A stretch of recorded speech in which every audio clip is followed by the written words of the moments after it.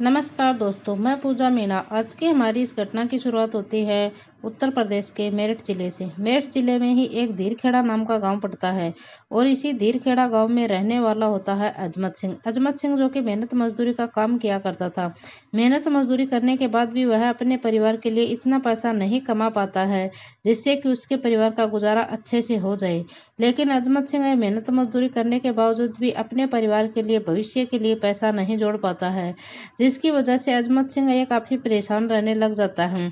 अब अजमत सिंह के परिवार में इसकी धर्म पत्नी होती है जिसका नाम कजरी देवी होता है और कजरी देवी देखने में काफी खूबसूरत महिला होती है। घर के अंदर यह अपने कामकाज करने में भी व्यस्त रहती है। दूसरी तरफ इस अजमत सिंह के दो बच्चे होते हैं जिसमें बड़ी बेटी होती है जिसका नाम नेहा होता है।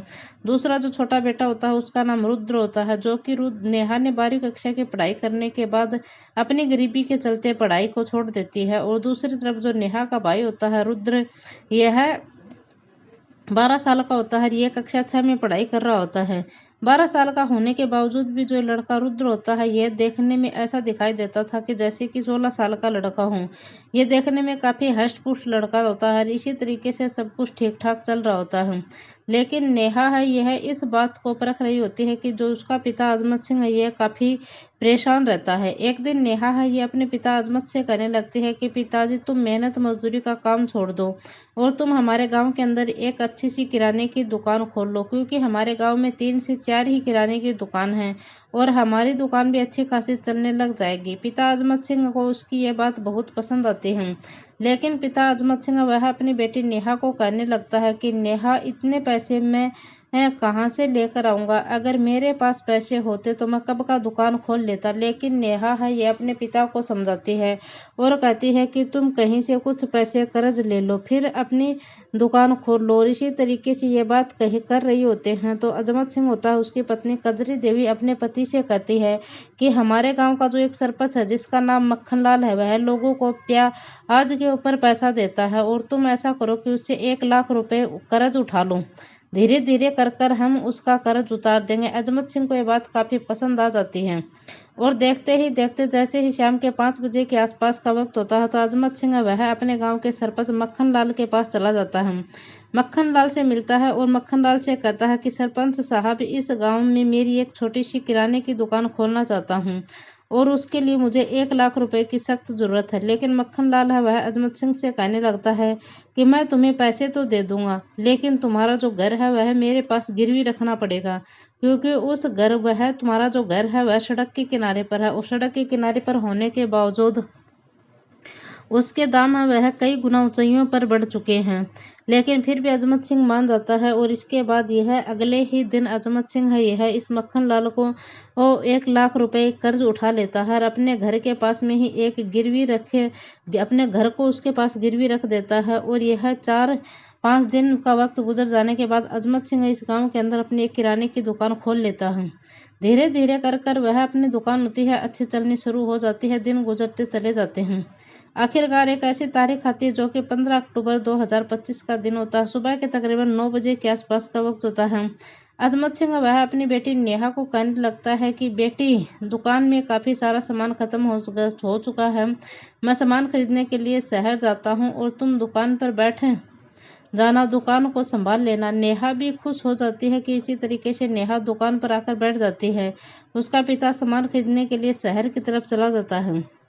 लेकिन आधे घंटे का वक्त गुजरने के बाद यहाँ दुकान के सामने एक बहुत बड़ी गाड़ी आकर रुकती है और वह गाड़ी मक्खनलाल सरपंच की होती है। मक्खनलाल सरपंच है वह अपनी गाड़ी से बाहर निकलता है और फिर वह नेहा की दुकान पर आता है और मक्खनलाल जैसे ही दुकान के अंदर प्रवेश करता है तो देखता है कि दूसरा और तीसरा कोई ग्राहक नहीं होता है। अब मक्खनलाल की नज़र इस नेहा पर पड़ती है तो मक्खनलाल है वह इस लड़की नेहा की तरफ देखता है, क्योंकि मक्खनलाल है वह इस लड़की होती है वह मक्खनलाल को काफ़ी पसंद आ जाती है, काफ़ी खूबसूरत लगी थी। और मक्खनलाल देखते ही देखते नेहा से कहने लगता है कि मुझे सिगरेट का एक पैकेट दो।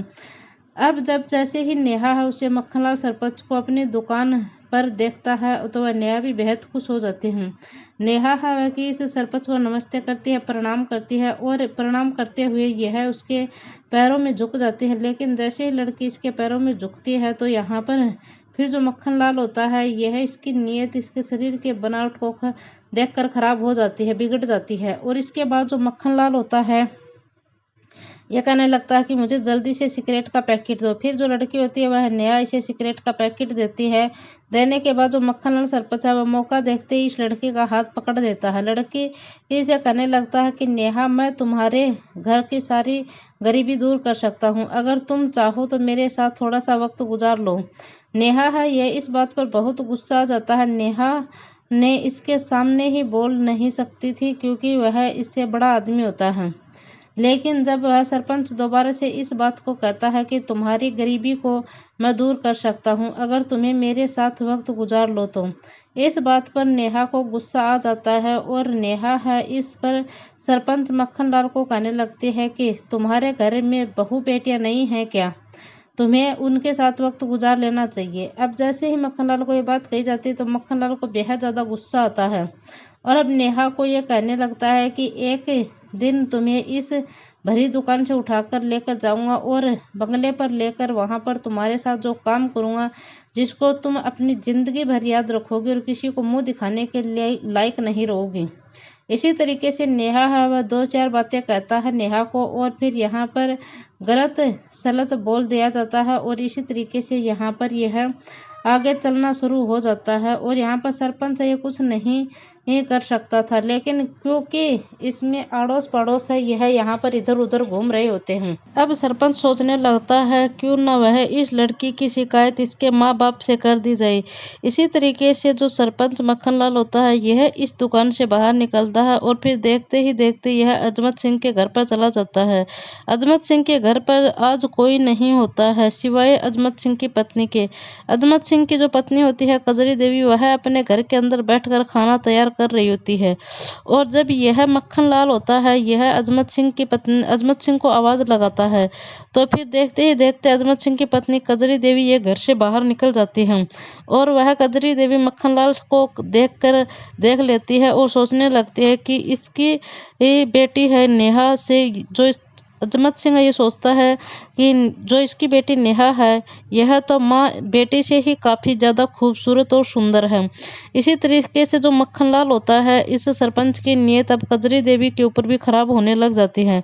मक्खनलाल होता है यह सरपंच अक्सर नशा किया करता था और आज भी उसने कुछ नशा कर रखा होता है। मक्खनलाल अब कजरी देवी से कहने लगता है कि तुम्हारा पति कहाँ पर है।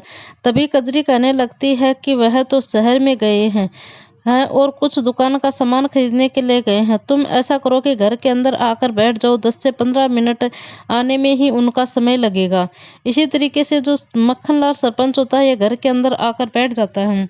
दूसरी तरफ जो कजरी देवी होती है यह चाय पानी का बंदोबस्त करने लग जाती है। लेकिन जो मक्खनलाल होता है उसकी नीयत इतनी बिगड़ चुकी होती है वह इस महिला को इसी समय हासिल करना चाहता था और यह जो गांव का दबंग सरपंच होता है और जब पैसों की पावर सब कुछ इसके पास होती है, यहाँ तक कि पुलिस स्टेशन में पुलिसकर्मी भी उसी के जेब में पड़े होते हैं।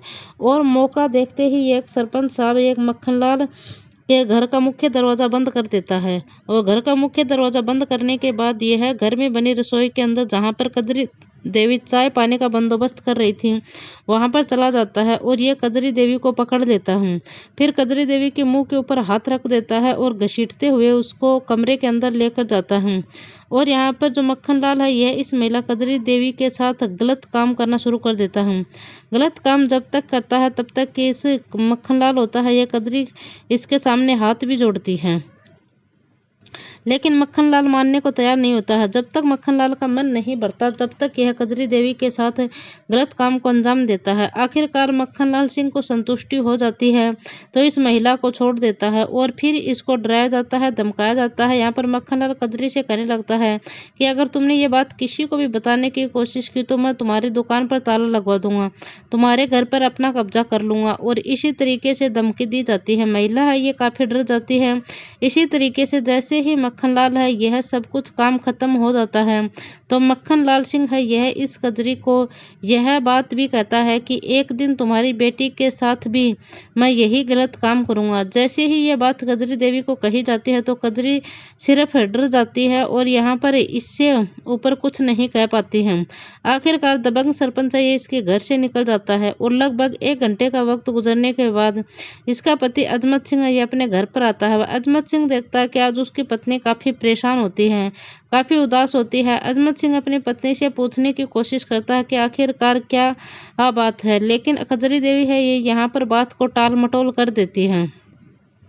वह कहने लगती है कि कुछ भी बात नहीं है, बस दुकान का थोड़ी सी टेंशन है, उससे की परेशानी है।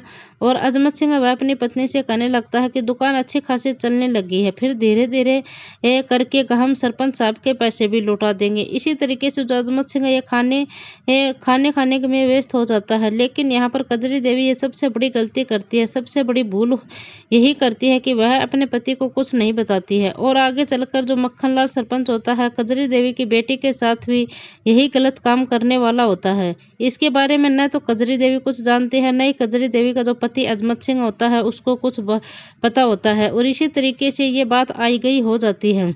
लेकिन यहाँ पर जो मक्खनलाल सरपंच होता है, ये यहाँ पर इसको बढ़ावा और ज़्यादा मिल जाता है। मक्खनलाल सरपंच जब भी मौका देखता था तो कजरी देवी के घर पर आ जाया करता था, फिर कजरी देवी के साथ एक गलत काम कर और यहाँ से रफू चक्कर होकर निकल जाया करता था। लेकिन कजरी देवी होती है ये गलती पर गलती दोहराई जा रही थी। कजरी देवी को यह सजा मिलती रहती है। 20 दिन का वक्त गुजरने के बाद एक तारीख आती है जो कि 5 नवंबर 2025 की होती है। सुबह के तकरीबन 9 बजे के आसपास का वक्त होता है। अजमत सिंह की थोड़ी सी तबीयत खराब होती है। अजमत सिंह अपनी बेटी नेहा से कहने लगता है कि नेहा, दुकान का सामान थोड़ा ख़त्म हो चुका है, मैं शहर में जाना चाहता हूँ, मेरी तबीयत बेहद ख़राब है। और बेटी नेहा अपने पिता को कहने लगती है कि पिताजी, तुम्हें शहर में जाने की कोई ज़रूरत नहीं है, तुम ऐसा करो कि दुकान के अंदर चले जाओ और आराम कर लो। दुकान पर थोड़े बहुत ग्राहक आएंगे, उन्हें सामान बेच देना। लेकिन आज शहर में मैं चली जाऊंगी और मैं दुकान का सारा सामान खरीद कर ले आऊंगी। अगर ज़्यादा सामान होगा तो मैं वहीं से एक ऑटो रिक्शा कर ले आऊंगी, फिर ऑटो रिक्शा में सामान लेकर आ जाऊंगी। और फिर इसी तरीके से 10 बजे के आसपास जो बेटी नेहा होती है वह पैसे लेकर अपने घर से निकल जाती है। वह गांव के बस अड्डे पर पहुंचती है। बस अड्डे पर आकर वह बस का इंतजार कर रही होती है। उसी समय गांव का जो सरपंच होता है मक्खनलाल, वह इस लड़की से मोटरसाइकिल लेकर बस अड्डे पर आ जाता है। और अब मक्खनलाल सिंह की नज़र इस लड़की नेहा पर पड़ती है तो मक्खनलाल वह सोचने लगता है कि आज यह लड़की कहीं बाहर जा रही है। इसके बाद यह जो अपने जाल में आज किसी न तरह इसे को हम फंसाएंगे। और इसी तरीके से जो मक्खनलाल होता है वह अपने एक दोस्त किशन सिंह के पास फ़ोन कॉल करता है। किशन सिंह को बताया जाता है कि किशन सिंह, तुम अपनी गाड़ी लेकर गाँव के बस अड्डे पर आ जाओ। और फिर इसी तरीके से जो किशन सिंह है वह गाड़ी लेकर गांव के बस अड्डे पर आ जाता है। और गांव में ही सरपंच सिंह होता है अपने प्रेमी और दोस्त किशन सिंह को कहने पर यह वो लड़की के सामने खड़ा हो जाता है।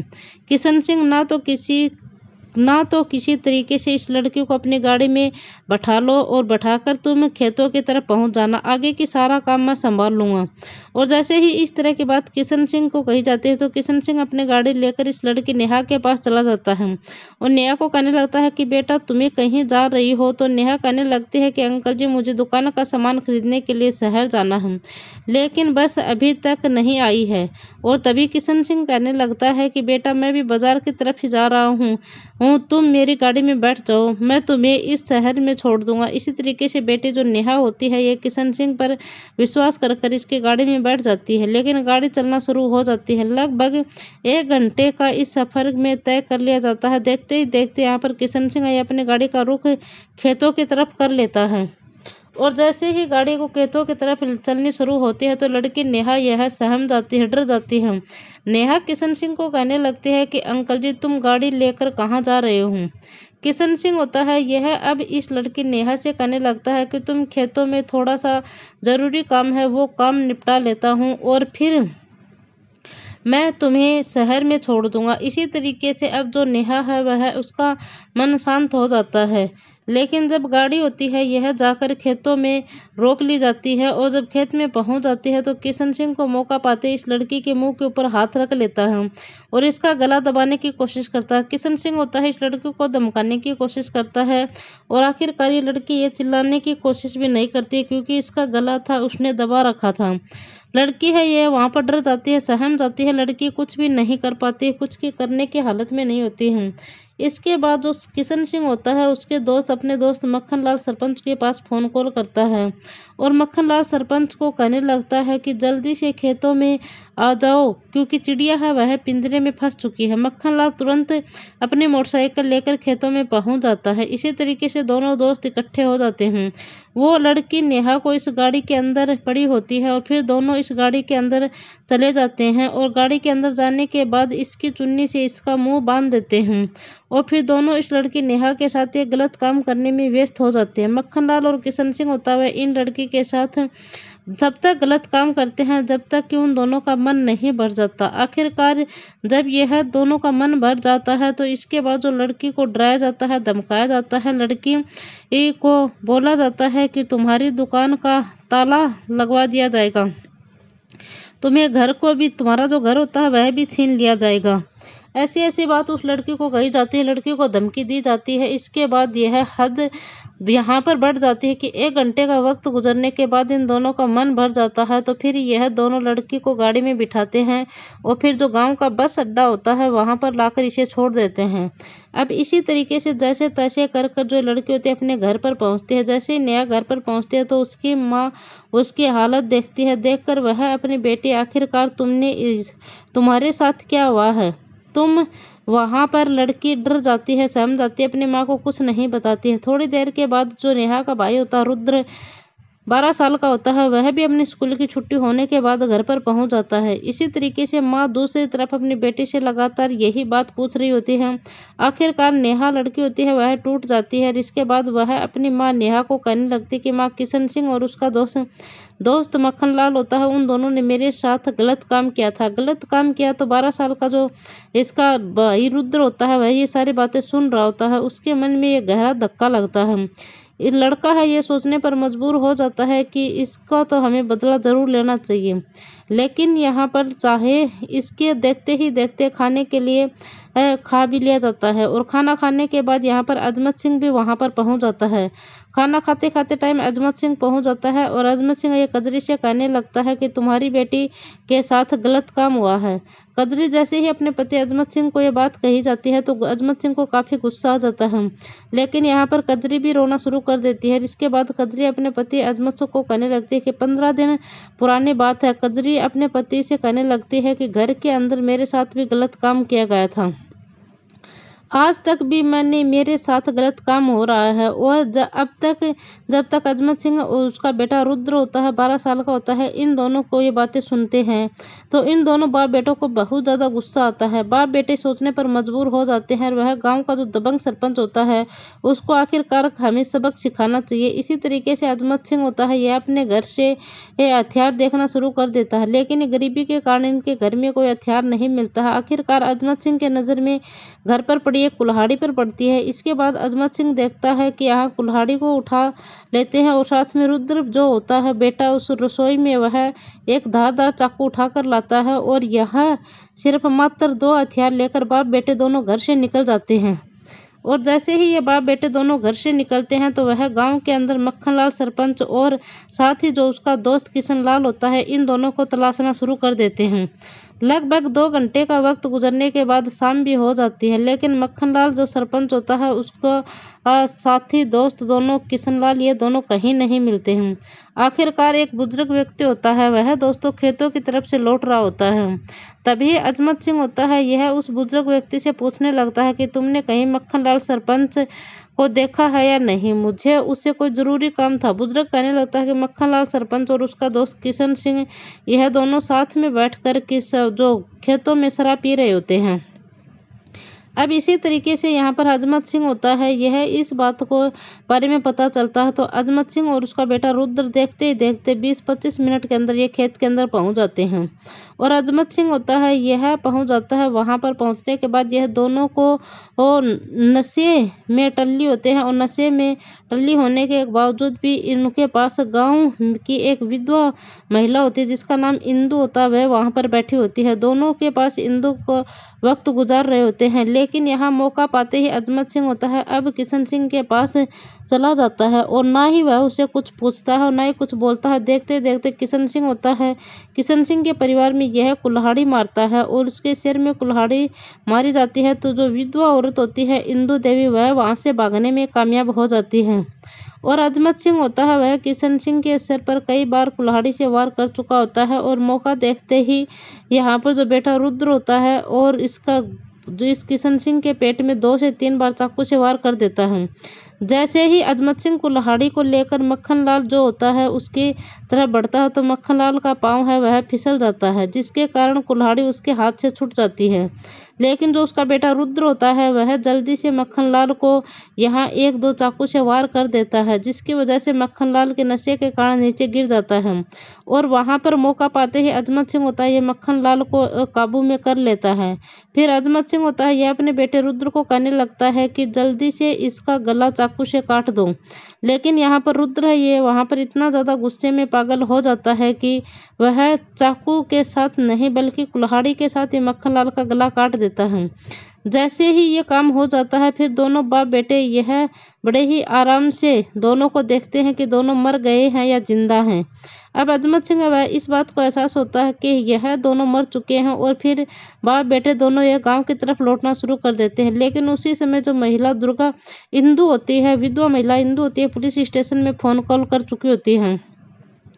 1 घंटे का वक्त गुजरने के बाद यहाँ पर मौके पर खेत में पुलिस पहुंच जाती है। मक्खन लाल और किशन लाल के जो शव होते हैं वह कब्जे में लिए जाते हैं और फिर यहाँ पर रुद्र और उसके पिता अजमत सिंह को दोनों को तलाशना शुरू कर देती है। करीब 1 घंटे के बाद यहाँ पर अजमत सिंह होता है और उसका बेटा रुद्र होता है, इन दोनों को पुलिस पकड़ने में कामयाब हो जाती है और इसके बाद इन्हें पुलिस स्टेशन ले जाया जाता है। अजमत सिंह से पूछताछ की जाती है और अजमत सिंह अपनी पूरी कहानी आखिर शुरू से लेकर आखिरी तक सुनाता है तो पुलिस वाले सुनते ही रह जाते हैं और पुलिस दरोगा जो कि महेंद्र सिंह होता है उसे अपनी पूरी कहानी सुनाते हैं। इस बात पर बड़ा ही आश्चर्य होता है कि आखिरकार एक दबंग सरपंच महिला की जिंदगी ऐसे खराब कैसे कर सकता है, जिससे यहाँ पर कानून मजबूर होता है। फिर भी यह मजबूरी के कारण जो पुलिस होती है वह बाप बेटी दोनों को बाप बेटा होता है उन दोनों के खिलाफ चार्जशीट दायर करते हैं।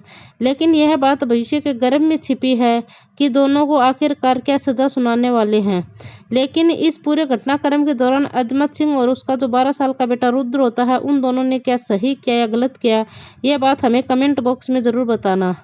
दोस्तों इस पूरे घटनाक्रम का सुनाने का उद्देश्य मेरा किसी को दिल को ठेस पहुंचाना नहीं है, ना ही किसी की भावनाओं को आहत करना है, बल्कि आपको जागरूक करना है, सचेत करना है। तो दोस्तों फिर मिलते हैं एक ऐसी और घटनाक्रम के साथ। तब तक के लिए दोस्तों जय हिंद, वंदे मातरम।